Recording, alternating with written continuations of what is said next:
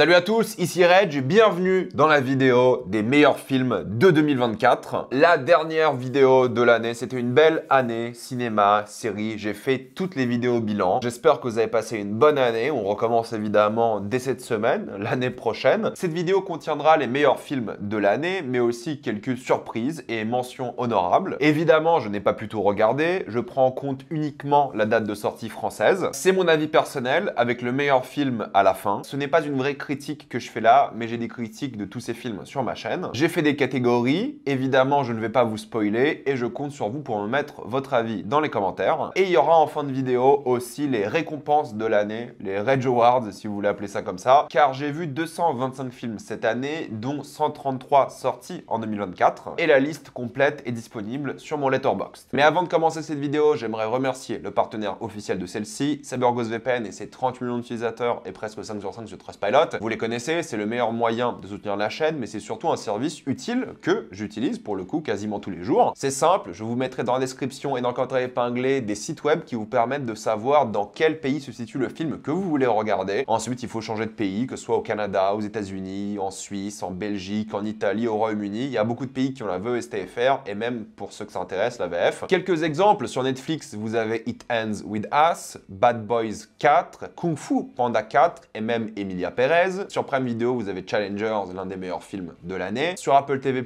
vous avez Fly Me to the Moon. Sur Disney+, vous avez Deadpool et Wolverine. Vous avez Vice Versa 2 et même Alien Romulus. Et sur Max, que vous devez utiliser depuis l'application Max, et vous avez accès à l'application Max si vous avez un abonnement via MyCanal. C'est la fête parce que vous avez Beetlejuice 2, Joker 2, Juré numéro 2, mais aussi Trap et Horizon de Kevin Costner. Pour les gros consommateurs de YouTube, vous avez accès à YouTube Premium pour beaucoup moins cher. Ça vous permet de regarder des vidéos sans publicité, d'écouter vos vidéos en mode podcast ou même de télécharger vos épisodes. Et si ça vous intéresse, ça soutient même plus les créateurs. Vous prenez un pays de l'Union Européenne parce que c'est plus simple d'accès et il y a plein de tutos en ligne pour comment le faire fonctionner parce que oui, ça marche encore aujourd'hui. Moi, j'avais toujours essayé avec la Roumanie, mais vous pouvez tester plein de pays où c'est moins cher, comme la Bulgarie aussi, mais dans l'UE. Et ça marche avec d'autres services aussi, comme Letterboxd, pour ceux que ça intéresse. Vous pouvez payer vos abonnements moins cher. Vous serez en bien plus grande sécurité avec un VPN, que ce soit sur la Wi-Fi de l'université, de l'hôtel, de l'aéroport ou même de chez vous. Vous pouvez partager un compte avec 7 personnes au total. C'est disponible sur tous vos appareils préférés et c'est super simple d'utilisation. Vraiment, tout le monde peut le faire en quelques clics seulement. Vous pouvez essayer par vous-même car vous êtes satisfait ou remboursé sous 45 jours et vous avez une assistance technique en français 24h/7. Utilisez le lien dans la description et dans le commentaire épinglé afin de vous abonner à CyberGhostVPN et bénéficier de 83% de réduction plus 4 mois gratuits.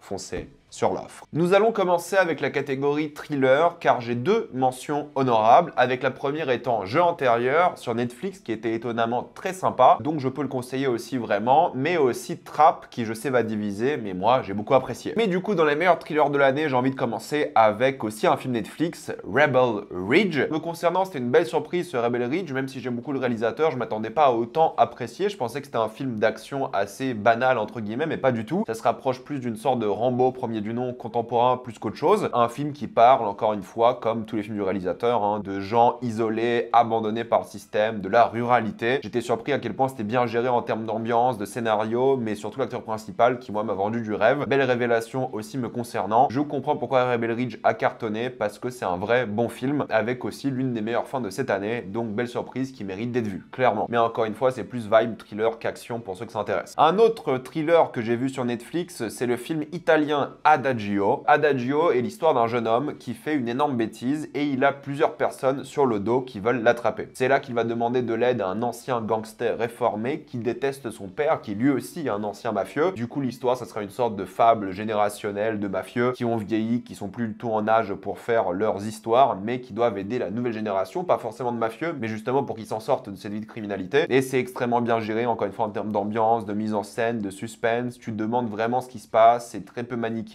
c'est intéressant. C'est l'une des belles pépites de cette année me concernant. J'ai adoré tout ce que le film a proposé, que ce soit en termes d'acting, de mise en scène. J'ai trouvé ça vraiment original, bienvenu, fascinant et l'un des meilleurs films du coup de l'année. L'un des thrillers les plus impactants de cette année, c'est évidemment le film québécois Chambre Rouge. Chambre Rouge raconte l'histoire d'un procès concernant un homme qui tenait justement des fameuses chambres rouges, là où les gens payaient, surtout les riches, pour torturer des gens en direct. Cet homme-là est au tribunal et c'est là qu'une femme sera passionnée passionné, un peu trop même, par ce fameux cas judiciaire, tellement qu'on va rentrer dans sa psyché qui va l'emmener au bout du rouleau. Sans trop en révéler concernant ce cas, j'ai adoré la mise en scène, la manière dont on est immergé dans sa tête, mais aussi dans cet univers, et c'est une approche assez intéressante sur la manière dont nous voyons un peu ces cas, comment la population réagit, quel est l'impact que ces gens ont sur nous en tant qu'humains, et ils remettent un peu en question notre propre humanité. Donc Chambre Rouge, si vous n'avez pas vu, c'est une énorme pépite. J'ai adoré chaque instant, et c'est aussi l'une des fins les plus intéressantes de cette année, surtout grâce à ce personnage principal qui est génial et mémorable. Celui-ci, je le mets aussi dans la catégorie thriller, c'est Conclave, qui est sorti cette fin d'année. Comme le nom l'indique, c'est un thriller dans l'univers du pape et l'univers du conclave. Il faut choisir un nouveau pape. Qui sera l'élu? C'est un film qui va remettre en question la foi, évidemment, toujours dans ce genre d'œuvre, mais aussi la politique du pape, ce monde du Vatican extrêmement traître, avec des personnages qui essaient de faire les bonnes choses, mais qui sont encore une fois remis en question par leur code moral. Mais c'est vraiment fascinant. C'est pas une histoire vraie pour le coup, mais vous allez plonger dans un univers qui est extrêmement bien mis en scène, photographié, avec des acteurs incroyables, et un film qui vous tient en haleine tout le temps, aussi avec son excellente musique. Donc Conclave est aussi l'un des meilleurs films de cette année. J'ai adoré quasiment chaque instant. Dans les films d'horreur, il y en a pas mal que j'ai bien aimé cette année, avec Hérétique, qui était très sympa, qui vaut aussi le détour, qui parle d'ailleurs aussi de foi. Il y avait le très bon Late Night with the Devil, qui a marqué, je pense, beaucoup de personnes, et je comprends, parce que l'œuvre est vraiment très bien. Moi, j'ai toujours un faible pour The First Omen. Je pense que le film aurait mérité beaucoup plus d'attention critique et des spectateurs, parce que je trouve que c'est un très bon film d'horreur. Mais il y a un film d'horreur qui les a tous éclipsés cette année, c'est évidemment The Substance. Je vais pas m'étaler sur le sujet parce que vous connaissez tous aujourd'hui The Substance, un film qui a réussi à choquer le monde entier, et ça c'est une très bonne nouvelle parce que c'est le genre de film important qui prend des thématiques sérieuses sur la place des femmes, leur identité, comment elles sont jugées par la société, et en même temps il ajoute cette dose de fantastique cronenbergienne qui marche très bien. Un film gore, haletant, excitant, qui va plaire à beaucoup de personnes. Ce n'est pas pour rien que c'est l'un des phénomènes de l'année, il mérite clairement son succès parce que c'est l'un des meilleurs films de cette année aussi. Dans la catégorie comédie dramatique, oui je l'appelais comme ça, on a plein de films. On a le documentaire sur la vie d'Evelyn que j'ai beaucoup aimé, qui était très touchant et intéressant. On a évidemment Wicked qui était vachement bien, dommage que c'était shooté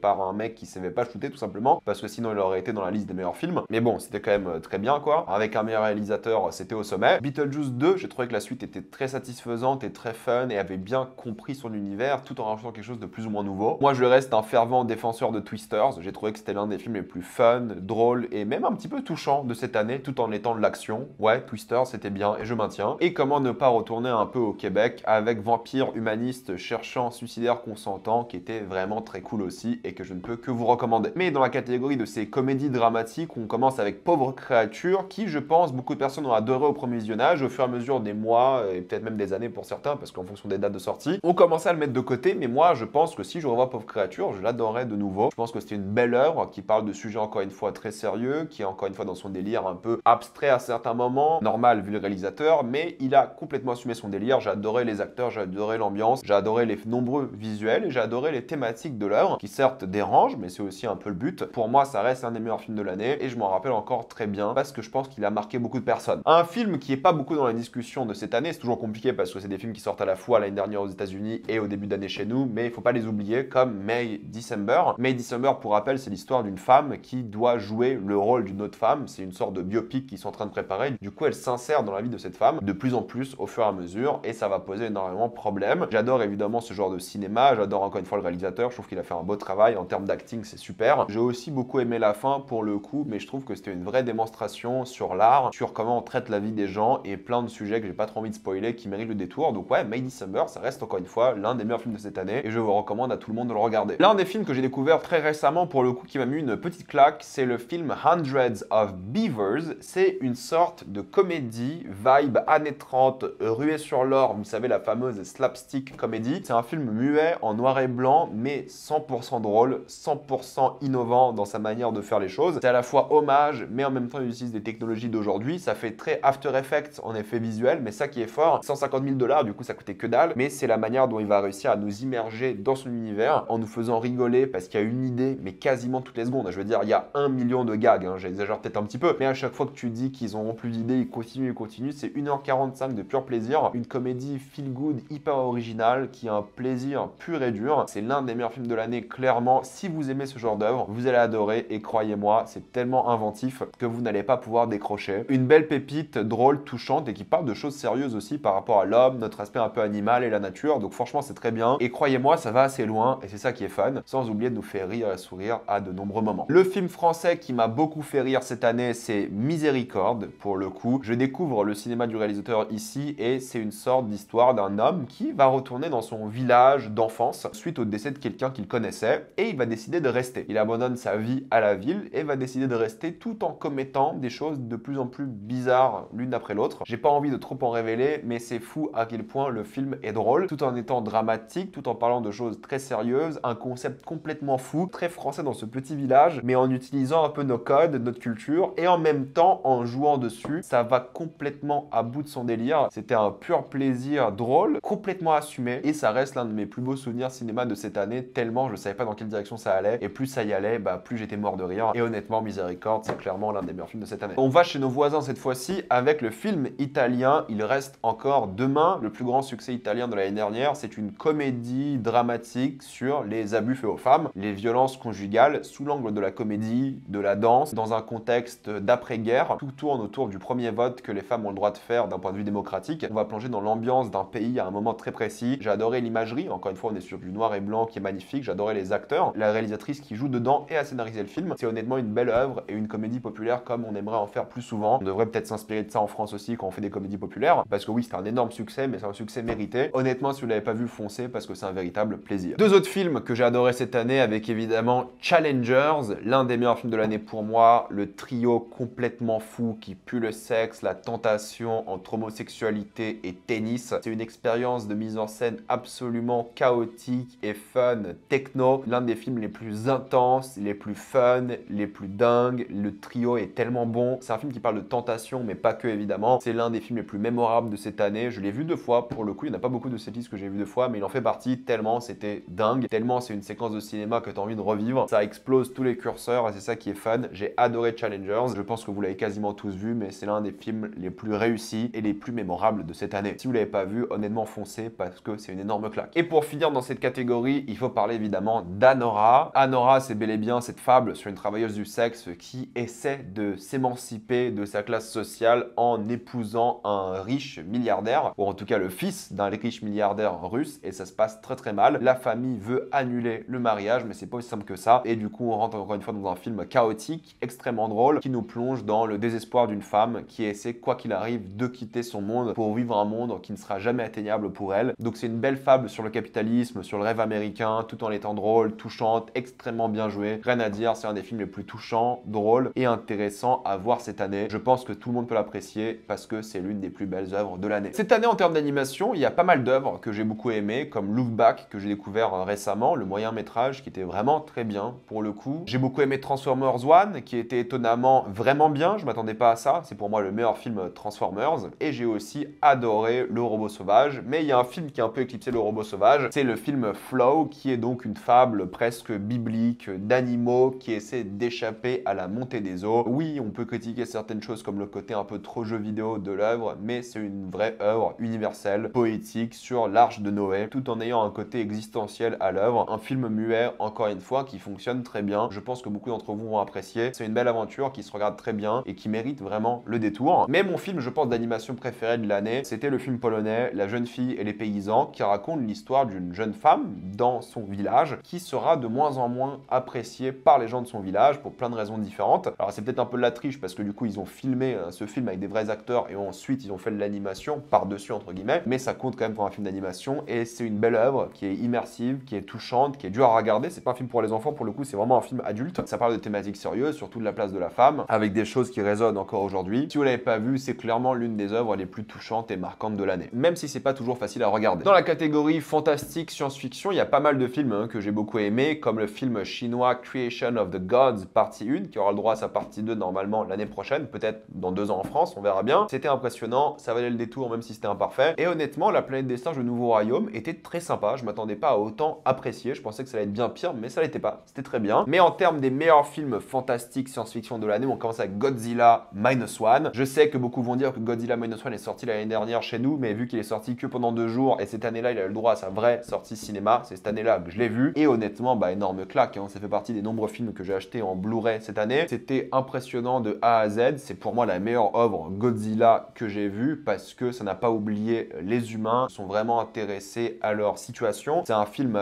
post-guerre hein, qui parle évidemment des traumatismes de la Seconde Guerre mondiale, tout en essayant de dresser l'avenir du Japon à cette époque, avec des séquences de Godzilla extrêmement impressionnantes. Quand tu sais que le film a coûté que 10 millions, je pense qu'il y a beaucoup de raisons d'être impressionné, et il a été récompensé d'ailleurs aux Oscars. C'était mérité, mais bon, c'est un grand film Godzilla, touchant, impressionnant, et une expérience cinéma absolument dingue. Si on parle d'expérience cinéma absolument dingue, c'était Furiosa, et je pense que c'est un meilleur film la deuxième fois, non pas qu'il est mauvais la première fois, mais qu'on n'a pas vraiment les attentes qu'on devrait avoir. On s'attend trop à une suite de ce qu'on a vu auparavant, et c'est non, une nouvelle œuvre complètement différente. C'est l'odyssée de Furiosa à travers les âges, à travers son rite initiatique, à travers sa vengeance, et c'est ça qui est extrêmement fort, hein. C'est retourner dans ce monde qui certes fait un peu plus numérique, ok, mais honnêtement, vu l'histoire, vu le conte, vu les idées de mise en scène, vu l'action, vu les énormes séquences qu'il y avait dans le film, il y en a tellement qui étaient intenses, et c'est un film qui, je pense, s'améliore plus tu le revois, tellement c'est une maîtrise folle et l'une des meilleures réalisations de l'année. Pour moi, il n'y a aucun doute, c'est une énorme claque. C'est probablement le meilleur film fantastique de l'année, sans aucun doute. Et je recommande à ceux qui n'ont pas aimé la première fois de tenter l'expérience de nouveau. Moi, je l'ai vu 2 fois en salle et croyez-moi, c'était dingue. Et j'ai même acheté aussi le Blu-ray 4K. Et c'était peut-être du coup le flop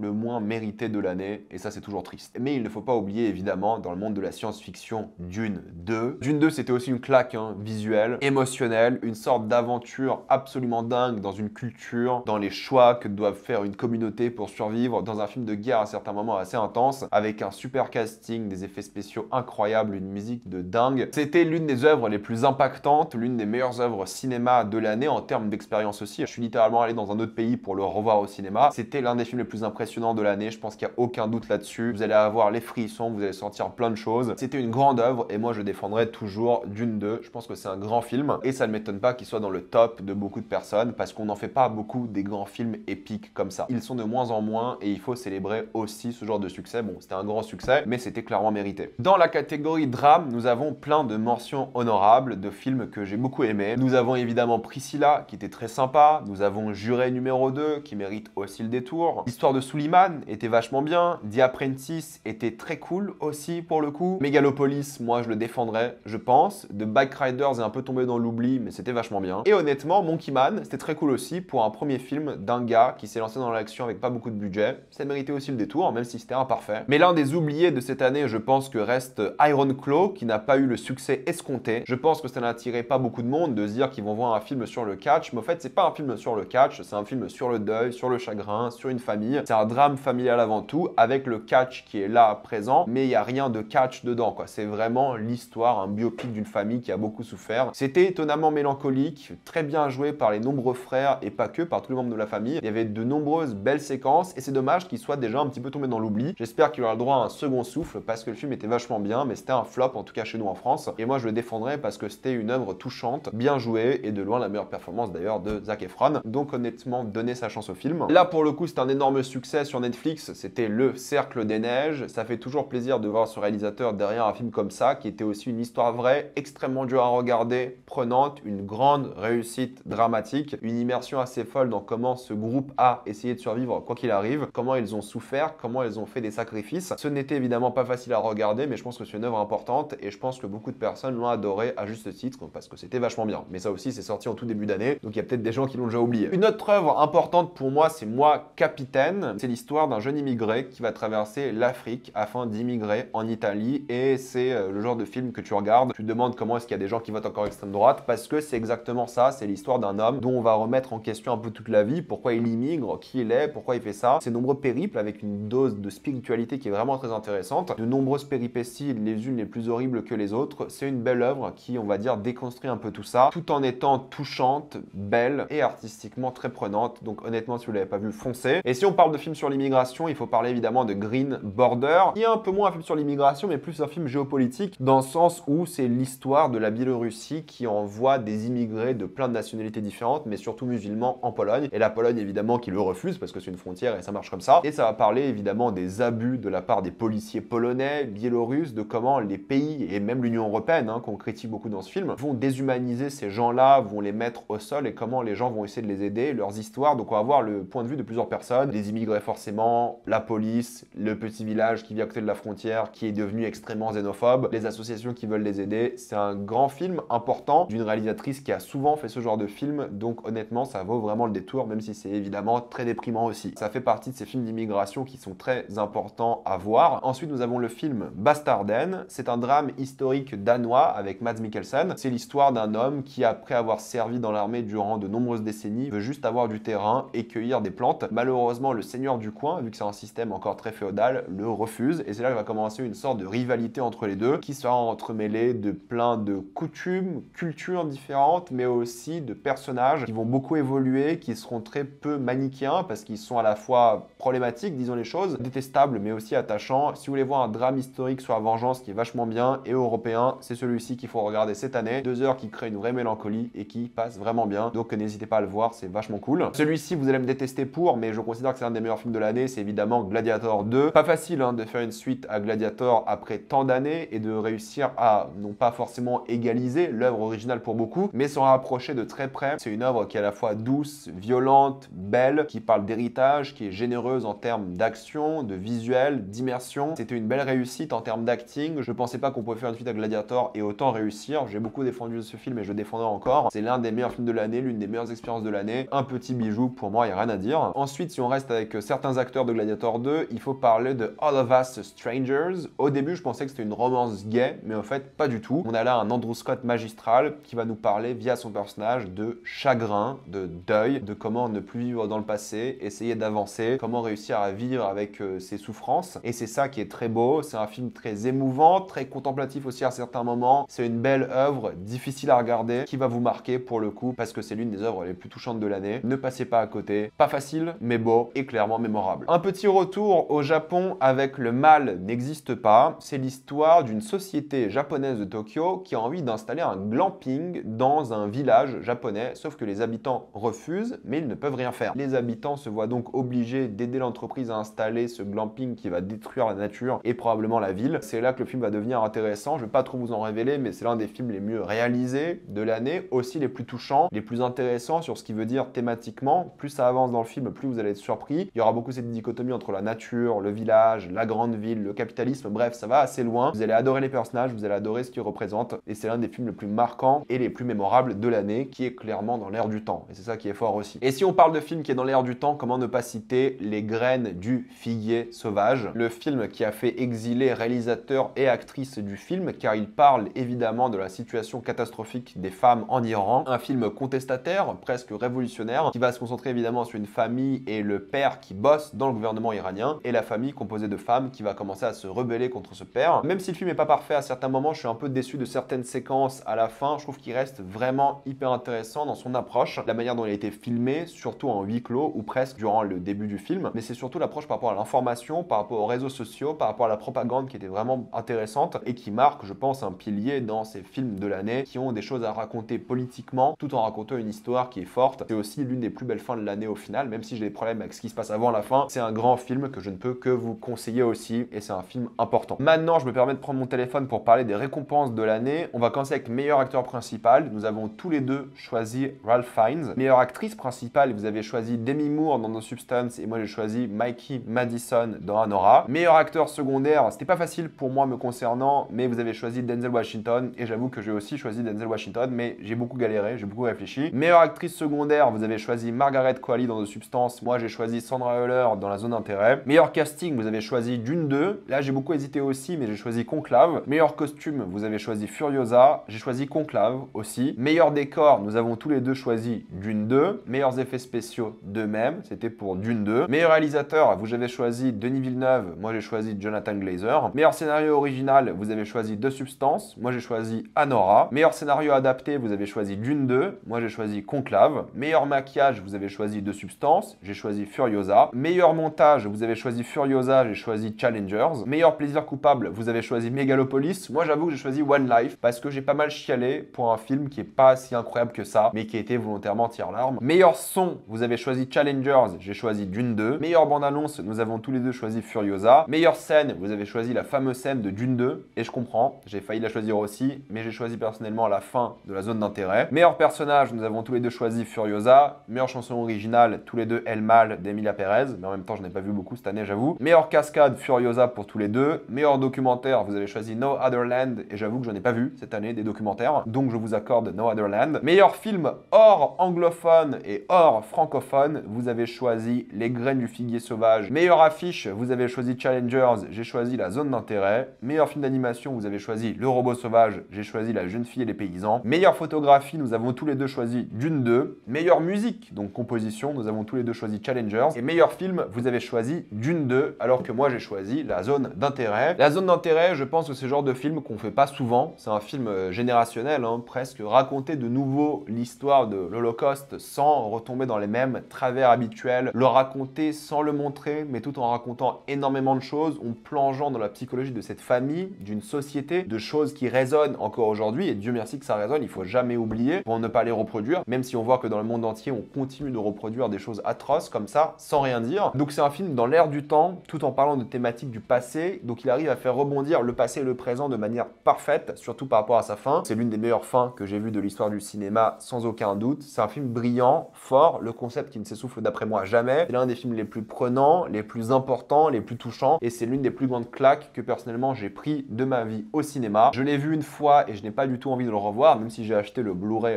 4K. Je pense que c'est un des films les plus importants, les plus poignants, et c'était ma claque numéro 1 de l'année. C'était le film le plus original, en même temps le plus inventif, qui allait au bout des choses. Il y avait un côté voyeuriste qui était très dérangeant. Bref, c'était le film choc de cette année, tout en étant extrêmement intelligent avec le traitement du sujet et en faisant résonner ce genre de thématique, on l'espère, jusqu'à l'éternité, pour ne jamais oublier l'importance. Donc il a parfaitement mélangé incroyable mise en scène, excellents acteurs, tout était nickel artistiquement, techniquement, tout en parlant de thématiques profondes, sérieuses, qu'il ne faut jamais oublier. Donc c'est pour ça que c'est mon film préféré de l'année. J'ai envie d'avoir maintenant votre avis sur tous ces films, j'ai envie d'avoir votre liste de vos films préférés dans les commentaires. C'était une belle année et vous inquiétez pas, on va continuer l'année prochaine. Avant de quitter cette vidéo, pensez à utiliser le lien dans la description et dans le commentaire épinglé afin de vous abonner à CyberGhost VPN et bénéficier de toutes les plateformes de streaming en toute accessibilité, sécurité et avec beaucoup plus d'œuvres. Tout ça pour 2,03 € par mois plus 4 mois gratuits. Foncez sur l'offre. Pensez à vous abonner à la chaîne pour voir les prochaines vidéos. Mettez un j'aime, ça aide beaucoup la chaîne. Suivez-moi sur tous mes réseaux pour plus de contenu exclusif comme des lives ou des formats courts. Et moi je vous dis à la prochaine fois. Salut à tous.